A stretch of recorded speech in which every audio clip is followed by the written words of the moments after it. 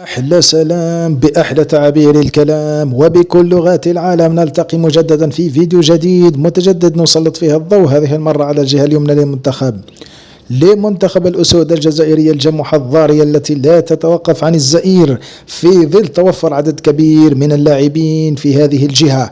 سأحاول ترتيب اللاعبين على هذه الجهة المهمة في المنتخب الجزائري، لكن قبل البدء لا تنسوا الاشتراك بالقناة، تفعيل الجرس، عمل لايك للفيديو وترك تعليق تشجيعي، وحتى نقذف النال ليصلكم الأفضل الأجمل الأحسن الأحلى الأروع الأمتع الأكمل الأحدث الأبهى الأسمى الأنقى الأجدر دوما.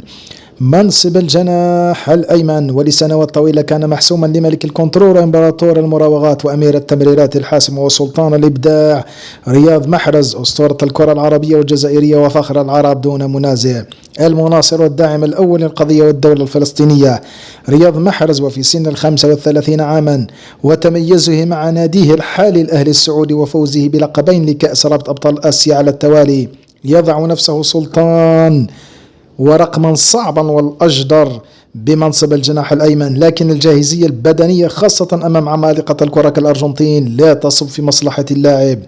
المرتبة الثانية حسب رأيي والذي بإمكانه تعويض محرز في المباريات الأكثر قوة والرتم العالي هو الساحر فاينورد ونجمها الأول النجم الساطع في سماء روتردام ابننا الأسد الجسور أنيس حاج موسى، إبداع في منتهى النظير، مراوغات عالية المستوى وجودة كروية وقدم يسارية سحرية تجعل منه الخليفة رقم 1 للأسطورة رياض.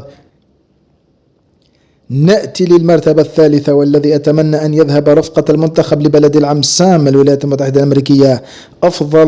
أفضل فارس غجيميس لاعب نادي فيرسوني الإيطالي بالدرجة الثانية الإيطالية على حساب إيلان قبال لاعب أفسي باريس الفرنسي، وذلك للفعالية الكبيرة التي يتمتع بها وقوته في الاختراق والذهاب مباشرة لاستفزاز المدافعين وصناعة الخطر بمنطقة العمليات، على عكس اللاعب إيلان قبال رغم جودته الكروية. لكن في رأيي المتواضع فارس غجيميس أفضل منه. ليأتي بعدها في المرتبة الخامسة أرى بشير نذير بلومي ابن الأسطورة الأخضر بلومي ونجم نادي هال سيتي والذي سيلعب نهائي البلاي أوف للعودة للبريمير ليج وحظيرة الكبار. دائما حسب رأيي أفضل غجيميس وقبال عليه، جودته الكروية لا ترقى لهذين الاثنين.